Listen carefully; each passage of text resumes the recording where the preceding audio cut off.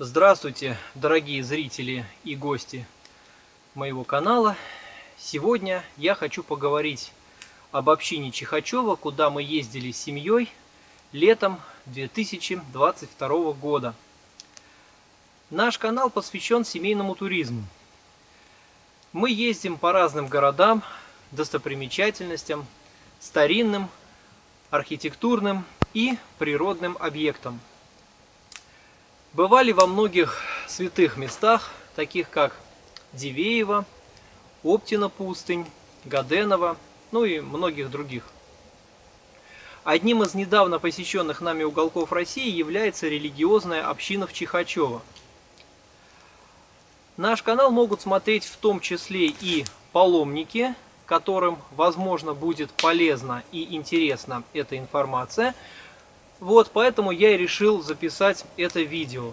И его формат в этот раз будет необычным. Я буду сегодня общаться с вами и анализировать то, что мы увидели в Чихачево. Посидим мы с вами сегодня вот здесь, на природе, у костра, потому что я, походник, люблю лес, звуки природы и, конечно же, разговоры у костра. Итак, это второе видео с анализом нашей поездки. И прежде всего я поясню, зачем я его решил записать. Первый короткий ролик был посвящен нашему знакомству с Чихачево и размышлениям об увиденном. Посмотреть его вы можете по ссылке выше. Видео это вызвало значительный резонанс. Оно набрало много просмотров и несколько сотен комментариев. И эти комментарии помогли мне многое лучше понять, многое увидеть. Ведь изначально о Чихачево мы с женой не знали совершенно ничего, но поскольку мы часто бываем в Ивановской области, и в Иваново у нас есть знакомый, в прошлом он служил в церкви, он диакон, он ездил в Чихачево несколько лет назад, общался с батюшкой Ионикием и очень советовал нам посетить вот это святое место. К тому же там есть церковь Николая Чудотворца, а мы в семье очень почитаем этого святого, и вот поэтому мы отправились в Чихачево. Цель поездки и съемки первого видео была познакомить вас с этим чудесным местом. И я повторю, что когда мы туда отправлялись, мы не знали почти ничего. И даже не знали о том, что старец Ионикий лишен сана, что вообще не проходили обыски, что идут расследования, выходят передачи на ТВ, вот этому посвященные. И обо всем об этом мы узнали уже после нашей поездки. Мнения в комментариях разделились на две противоборствующие стороны. Одни негативно высказывались об общине и о том, что там происходит. Другие едко высказывались в адрес автора, ну, мол, ты ничего не понимаешь, вам не надо было туда ехать и так далее. А несколько человек писали, что ролик содержит клевету, имеет целью очернить общину, указывали даже на то, что видео заказное, там, ну и так далее. Но дело в том, что у меня нет спонсоров, нет хозяев, кто бы указывал, что и как снимать, а все наши поездки, все идеи, все сценарии, они авторские. Ссылка на первый ролик в описании к этому видео. Ну а сегодня я хочу несколько подробнее изложить свои мысли, и я буду основываться в том числе и на тех многочисленных комментариях, которые я прочитал. То есть я буду на них отвечать сегодня.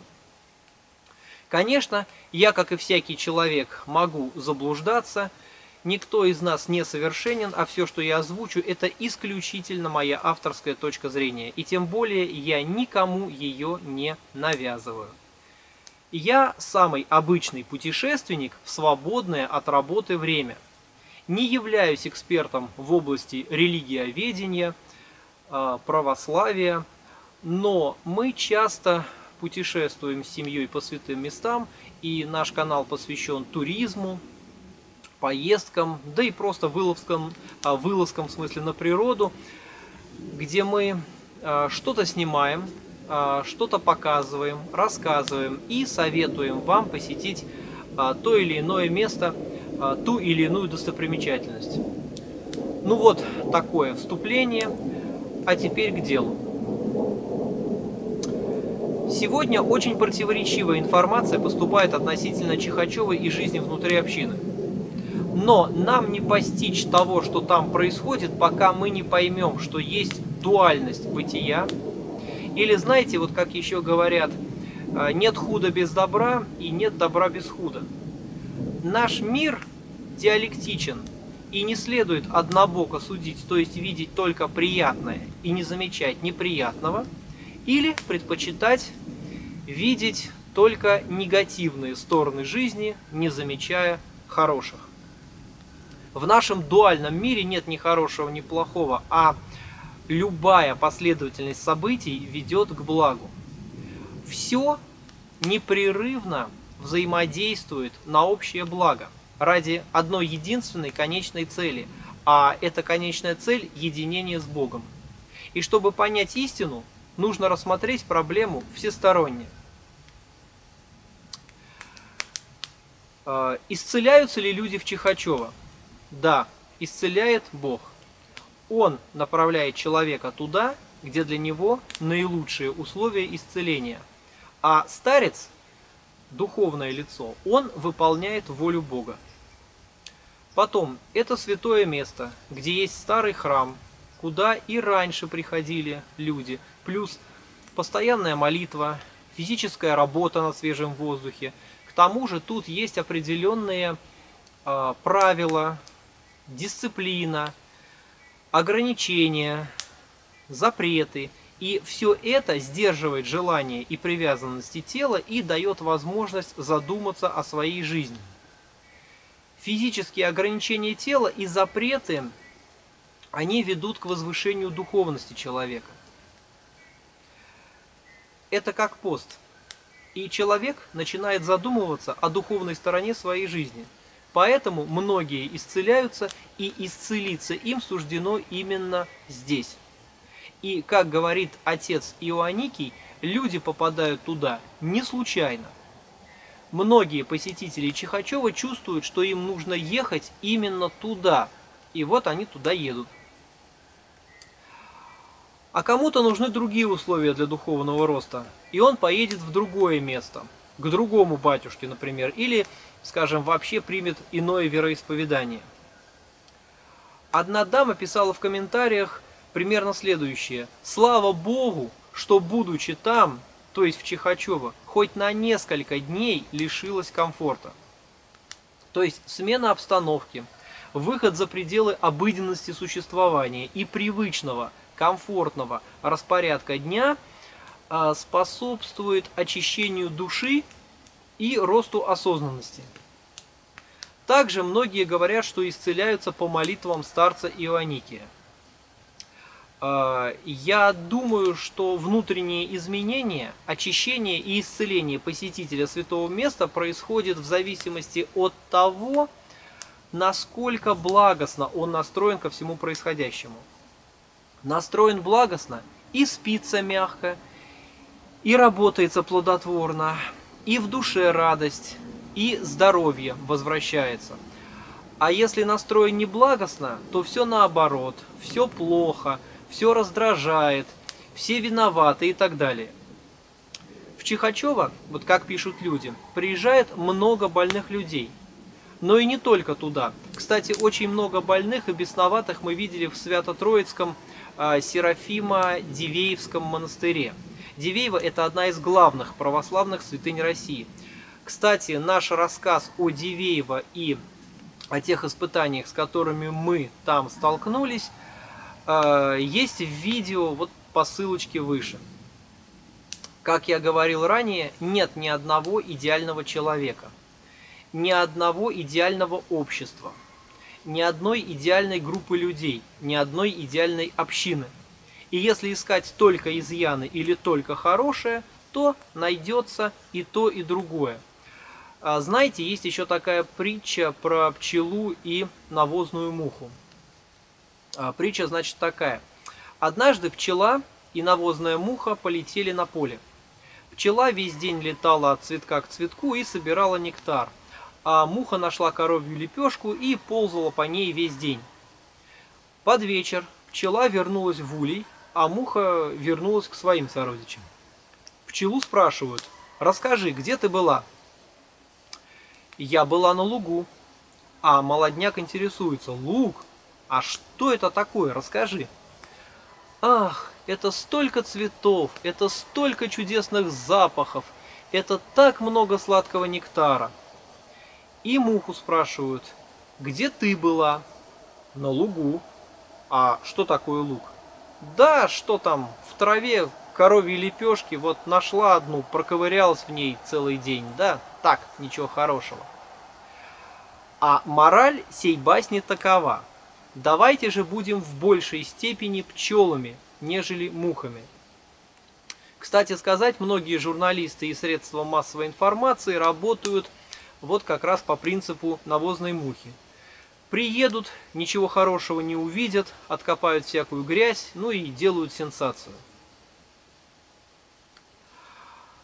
Многие говорят, что старец Иоанникий лишен сана. И здесь мы видим противостояние общины Чихачева и официальной церкви. А конфликт – это всегда плохо. И вот сейчас я объясню почему. Причем, смотрите, мы сейчас не будем характеризовать конфликтующие стороны, давать им оценку. Скажу в целом, не имея в виду конкретно Чихачева. Вот смотрите, есть община. У общины есть лидер. У лидера есть много последователей.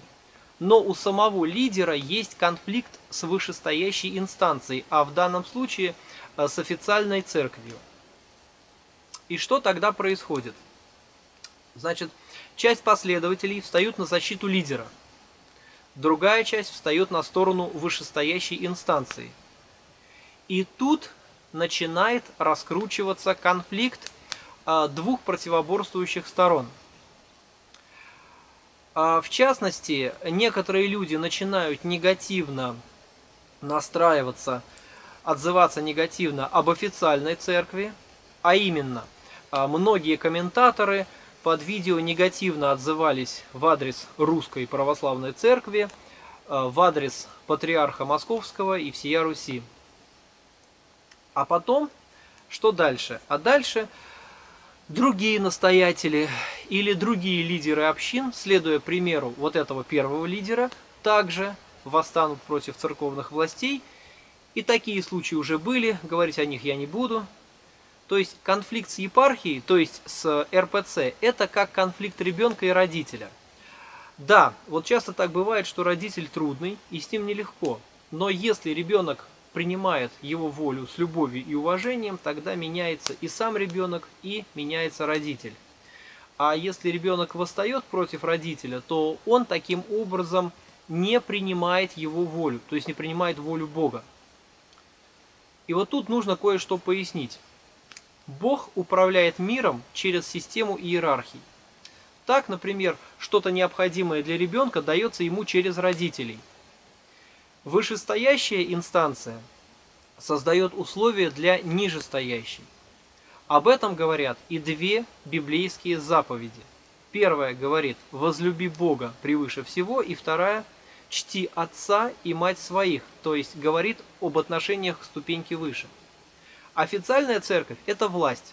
Власть, данная Богом. И это естественно, что церковь следит за соблюдением канонов, церковь устанавливает свои правила, церковь стоит на канонах. И в этом есть суть церкви.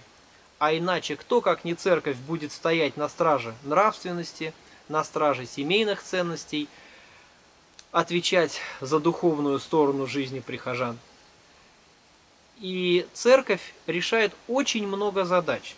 Но мы до конца этого все равно понять не можем. И можно бесконечно спорить на эту тему, но вот вы посмотрите, сколько положительных перемен в нашей жизни произошло в последнее время. Нынешний период истории Русской Православной Церкви, он очень значим для духовного развития России. В наши дни мы наблюдаем возрождение православия. Вы посмотрите, сколько открылось храмов, сколько было восстановлено монастырей, сколько святынь было возвращено монастырям. И все больше людей стало совершать паломнические поездки. А когда возникают конфликты, о которых я сказал выше, то это порождает недоверие людей к церкви. Начинается раскол. Многие говорят, что в Чихачевской обители не соблюдают каноны, церковные каноны. И я думаю, что церковные иерархи, представители духовенства РПЦ, рано или поздно во всем разберутся и дадут разумную оценку. И если кто-то делает что-то не так, то рано или поздно он это осознает и встанет на путь истинный. Бог все видит, и на все его воля. Так что не отчаивайтесь, не расстраивайтесь, потому что очень важно не входить вот в это состояние конфликта и таким образом не раскручивать этот конфликт дальше. Далее еще такой момент. Как пишут, кому-то в Чихачево хорошо, а кому-то нет. Одни говорят об этом месте с трепетом и благоговением, другие же отзываются не очень хорошо. И почему так происходит? А все дело в том, что мы далеко не всегда можем знать и видеть волю Бога. Вот, знаете, еще говорят, пути Господни неисповедимы.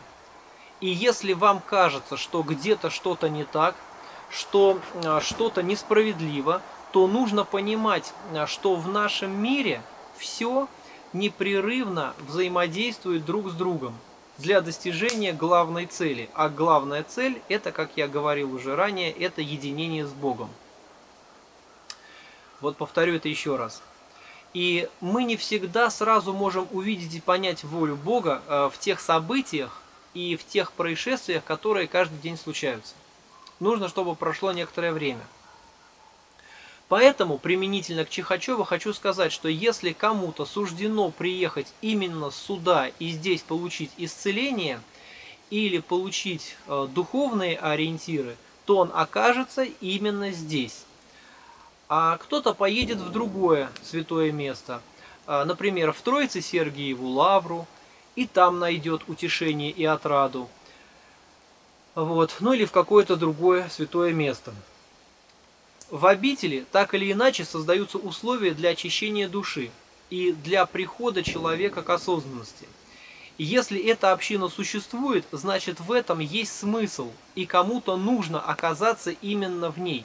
Хотя мы можем до конца и не понимать, что там происходит, почему там установлены те или иные правила проживания, те или иные правила трудничества, правила молитвы и так далее.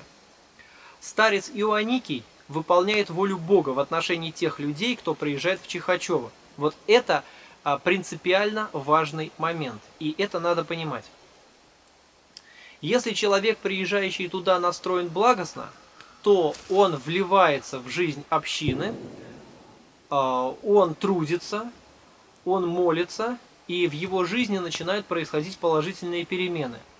Он получает прозрение, либо исцеление от какой-то болезни, либо получает ответы на очень важные жизненные вопросы. А у иного человека нет ощущения легкости и благости, и он в Чихачево не останется. Он столкнется с тем, что, то есть там он столкнется с тем, что он не приемлет, что с его точки зрения является неправильным, и это естественно. И просто возможно, что такому человеку нужно поехать в другое место, а может быть ему и не нужно вообще никуда ездить. То есть здесь все индивидуально, и все зависит от человека. У каждого из нас свой опыт и своя судьба. Также во многих комментариях указывается, что община превращена в секту, что там действует ряд правил и ограничений, люди там мучаются, ну и так далее. Но я хочу сказать, что даже если, вот ключевое слово здесь «если», в общине происходит что-то неправомерное с точки зрения правоохранительных органов, с точки зрения нарушения церковных канонов. Рано или поздно все покажет время. Рано или поздно уполномоченные властью вышестоящие инстанции, это гражданские, церковные, во всем разберутся и дадут правильную оценку. Господь все управит. Теперь поговорим о прозорливости отца Ионикия. Вот одни говорят, что он имеет дар видения, видит все, может рассказать все о человеке, а другие это отрицают. То в чем же причина?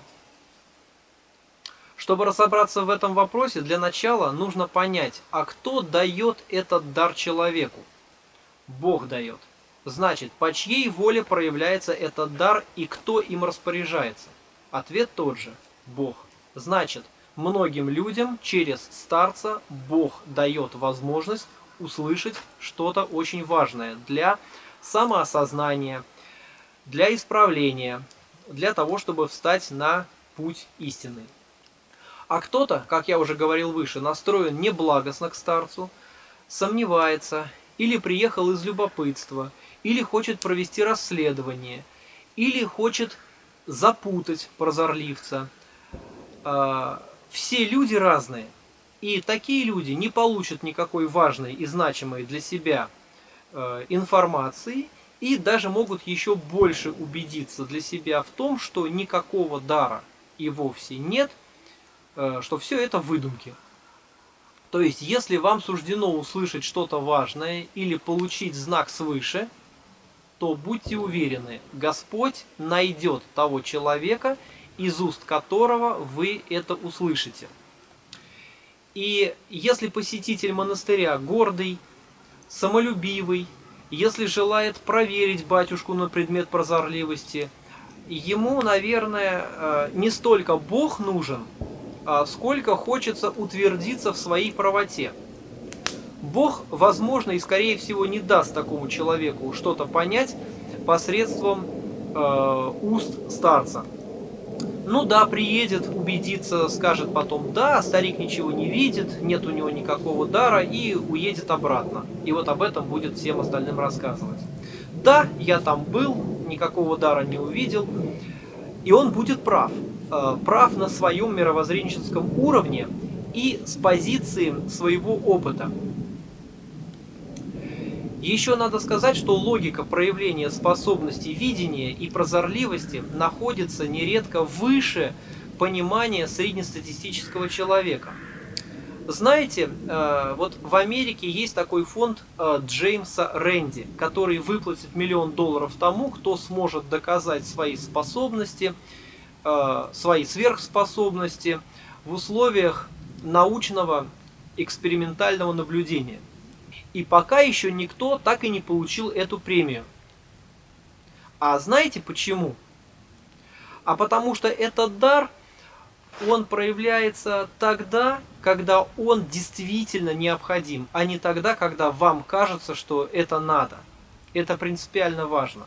А это значит, что подчинить себе свои сверхспособности не удастся, равно как и проверить их в условиях эксперимента.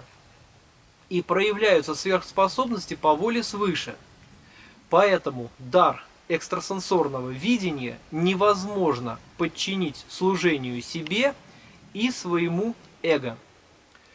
Если кто-то все же попытается сделать это, тогда дар пропадет или обернется негативно для человека.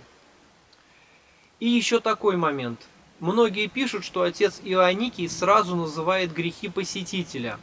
Ну, объективно можно сразу назвать целый ряд грехов, которые большинство людей совершало или совершает. Многие из нас сквернословили, ну хотя бы даже один раз в жизни. Кто-то порой имеет греховные мысли, кто-то не слушается родителей или чрезмерно бывает строг со своими детьми. Кто-то не соблюдает пост. Женщина, например, когда-то могла думать о том, чтобы сделать аборт. ну и так далее. Поэтому не всегда стоит искать чудес прозорливости, а просто нужно быть, я считаю, ближе к Богу. Много грехов нам свойственны, и многие священники могут назвать их, ну, прямо сходу. Это Бог таким образом нас вразумляет. А кто живет с Богом в душе, то вот этот человек многие свои грехи видит и понимает сам прекрасно. Я, конечно, могу допустить, что старец Ионикий может быть, где-то что-то делает не так, как принято официальной церковью. Возможно, он выбрал свой отличный от других путь служения Богу. Но этот путь нелегок, о чем говорят всякие проверки, заводимые дела, всякие разоблачительные передачи на ТВ, этому посвященные и так далее.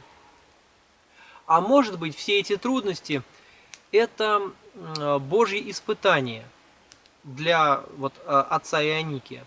Поэтому я призываю вас не судить, не злорадствовать, а сохранять благостное отношение как к официальной церкви, так и к Чихачеву и к старцу. Вы поймите, что Бог все управит. Когда вы из состояния вражды переходите в состояние благости, доброжелательности, то конфликт, он постепенно рассасывается.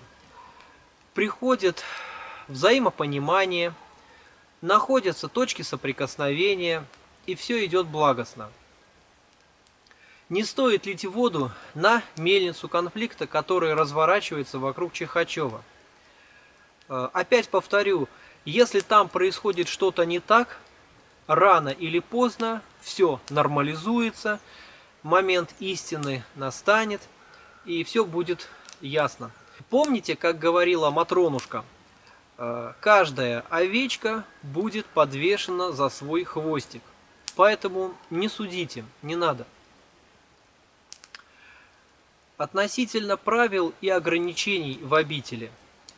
Вообще, справедливости ради, надо заметить, что община сама вправе устанавливать свои правила и свою дисциплину. Вот в частности, касаемо посуды, использования зубной пасты, раннего подъема, длительного рабочего дня и так далее. Не будем эти правила анализировать, не будем судить, комментировать. Вот есть община, и она вправе иметь свой устав. А человек, который туда едет, может либо принять эти правила и находиться там, и жить в общине по этим правилам, либо не оставаться там по причине того, что эти условия, просто не для него. Тут все индивидуально. Также, помимо старца, есть еще много других людей, которые также могут иметь отношение к жизни обители, и которые также могут устанавливать там свои правила, имея свои какие-то определенные цели. Не надо гневаться и писать едкие комментарии. Вы должны понять, что каждый из нас в итоге будет за все в ответе перед Богом. Кто-то пишет в комментариях, что в Чихачево не разрешают пользоваться телефоном. Вот этот момент для меня непонятен. Возможно, в этом есть какой-то смысл. Одна женщина рассказывала в каком-то видео, я смотрел, что даже прятала телефон, чуть ли не в сапог прятала, а другая или та же самая женщина бегала по ночам за ворота монастыря в лес звонить. Вот те из моих зрителей, кто был в Чихачево, пожалуйста, напишите в комментариях, действительно ли это так и с чем связан запрет. Действительно ли телефоны отбирают силой или отказ от использования телефона носит настоятельно рекомендательный характер.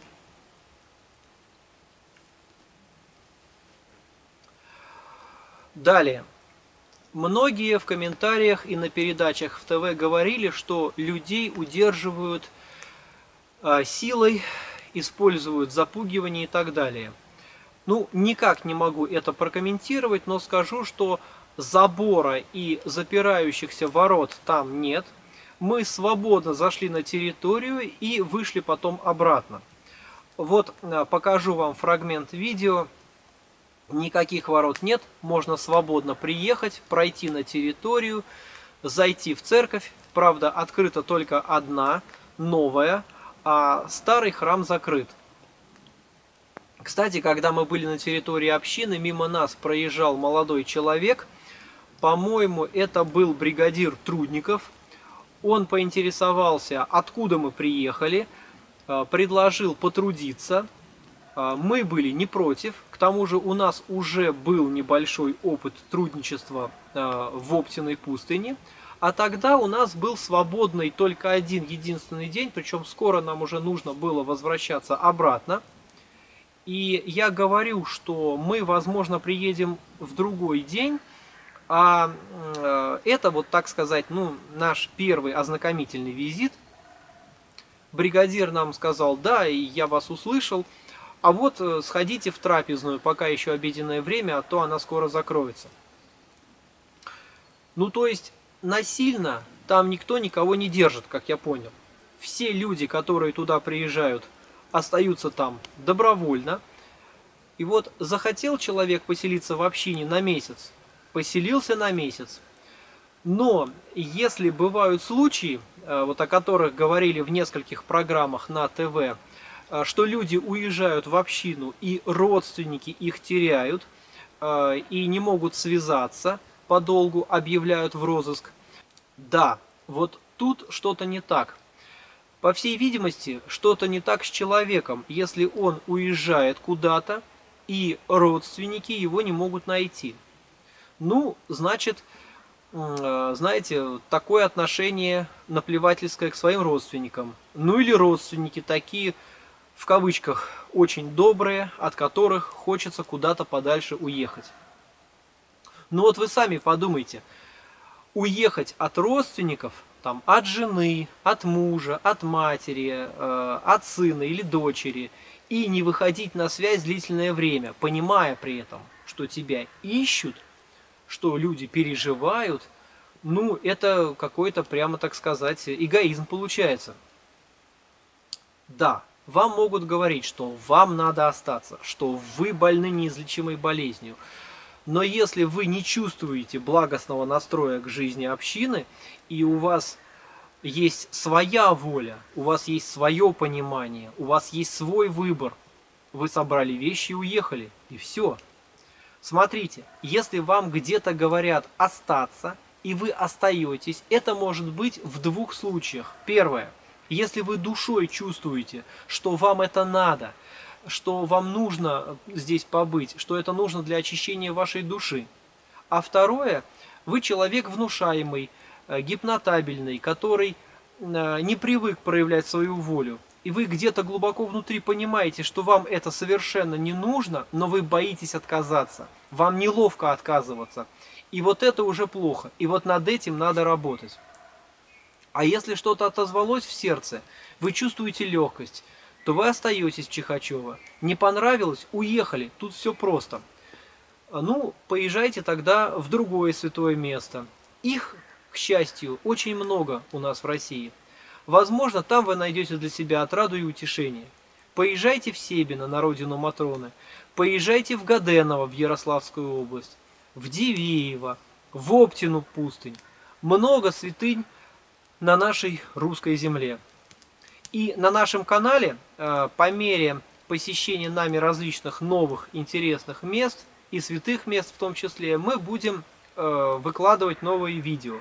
Поэтому подписывайтесь, смотрите, комментируйте, делитесь своим опытом, предлагайте какие-то новые места. Мы туда, возможно, поедем. Теперь скажу о том, что нам показалось непонятным. Это две вещи. Первое. На территории общины Чихачева две церкви. Каменная Никольская церковь и новый деревянный храм отца Ионикия. Первый, старый храм Николая Чудотворца, был закрыт, когда мы там были. И как следует из некоторых видео и рассказов людей, он находится в ветхом состоянии. В ветхом состоянии пребывают старинные книги и иконы, хранящиеся в церкви. То ли это из-за того, что отцу Ионикию епархией запрещено служить в этом храме, то ли потому, что храм не принадлежит общине, а со всех сторон окружен частной территорией. Люди, знающие, кто был там, пожалуйста, поясните, что там происходит вот в отношении этих двух храмов. На территории общины нельзя пользоваться лекарствами и разными медикаментами. С одной стороны, это можно понять. Любая болезнь имеет духовную причину. Ведь наше тело – это проекция души, а поэтому любой недуг – это показатель неблагополучия души. Значит, мы должны уметь обращать внимание на состояние нашей души и жить ее приоритетами, жить духовными потребностями. И тогда физических болезней будет меньше, и таблетки нам будут не нужны. С другой стороны, мы еще не умеем регулировать свою жизнь относительно законов Бога, относительно заповедей. Не всегда живем с открытой душой, не всегда имеем благие намерения, поэтому мы не всегда справляемся со своим телом, не можем регулировать его здоровье, и поэтому нам приходится пить таблетки. А отказ от таблеток и переход на молитву и мысли о Боге переводит человека с понимания себя как физического тела на понимание себя как души. И многим это помогает исцелиться. Но не всем. Не каждый может взять и выбросить таблетки. Я думаю, что это должно происходить поэтапно. А кому-то на самом деле уже пришла пора отказаться от медикаментов и начинать осознанно регулировать свое здоровье. Есть еще такой момент. Пишут, что отец Ионикий построил храм сам, и на его строительство строительство не было благословлено, и церковь не была освящена. Вы знаете, что я думаю по этому поводу? Вот если хотя бы один человек помолился в храме, исповедовался, нашел там утешение, встал на путь истинный, значит, храм уже не зря построен. Вот желает человек говорить о Боге, пусть. Хочет делать благие дела, пускай делает. Хочет проявлять любовь и милосердие, пожалуйста. Хочет храм построить, пусть построит. Формальности, они уже, знаете, второстепенные, я думаю. Главное, чтобы человек был устремлен к Богу. Еще кого-то возмущает в комментариях, что в Чихачево есть подворье, где производят сельхозпродукцию. Думаю, что ничего в этом такого плохого нет. У всех монастырей есть подсобные хозяйства, а многие монастыри даже производят какую-то продукцию на продажу. Я видел в Иваново летом по всему городу стоят желтые бочки с квасом, и на них написано «Никола Шартомский монастырь». А еще там очень вкусный хлеб пекут. Вот в этом монастыре я там был, очень советую туда съездить. А в Москве в одной церковной лавке я видел, продаются замороженные мясные продукты. Читаю, кто производитель. Подворье Савино-Сторожевского монастыря в Подмосковье. Примеров можно привести на самом деле очень много. Вот такими мыслями я хотел сегодня с вами поделиться. И в заключение хочу сказать, что если вы приехали в обитель и столкнулись там с каким-то негативным проявлением других людей в отношении вас, значит, вам для чего-то была дана эта ситуация, для того, чтобы вы, возможно, что-то осознали, равно как и для того человека, с кем вы столкнулись. Все явления нашего бытия имеют свой духовный смысл. А чем более разумную и осознанную жизнь вы ведете, тем меньше в вашей жизни будет таких неприятных ситуаций. Но если вам все-таки кажется, что кто-то не прав, и что вы столкнулись с чем-то явно вопиющим, то будьте спокойны, каждая овечка будет подвешена за свой хвостик. Каждый человек в конце концов осознает, что он сделал что-то не так и будет за это отвечать. Как говорится, Бог всем судья, и у каждого своя ответственность перед Богом. Рано или поздно все станет известно. Все придет в состояние равновесия. Если вы человек разумный, и вы понимаете, что здесь как-то ограничивается ваша свобода, и вы чувствуете, что это вам не нужно, что это для вас не актуально, что эти условия пребывания в общении вам не подходят, то вы можете просто и спокойно оттуда уехать. Никто никому ничем не обязан, и ничего не должно происходить через силу. Вот это принципиально важный момент. Если кто-то будет пытаться вас удержать какими-либо психологическими приемами, то это, конечно же, неправильно. Все-таки каждый из нас свободен. Наша жизнь построена по принципу свободной воли. И если вам говорят, что вот если ты уедешь, или то ты заболеешь, или там, не дай бог, умрешь, а вам нужно ехать, вы так решили, вы можете совершенно спокойно сказать себе и другим: на все воля Божья. И напоследок, друзья мои, что хочется сказать. Не все то, что идет от Бога, оно всегда мягкое и пушистое. Мы живем в материальном мире и привыкли, что весь мир должен вращаться вокруг нас, что все создано для наших удобств и так далее. Но удобство для тела – это не всегда хорошо для нашей души. И Бог посылает нам испытания. Серьезные испытания порой. Вот этими мыслями я хотел поделиться с вами относительно нашей поездки в общину Чихачева. И мне было очень приятно сегодня побеседовать с вами.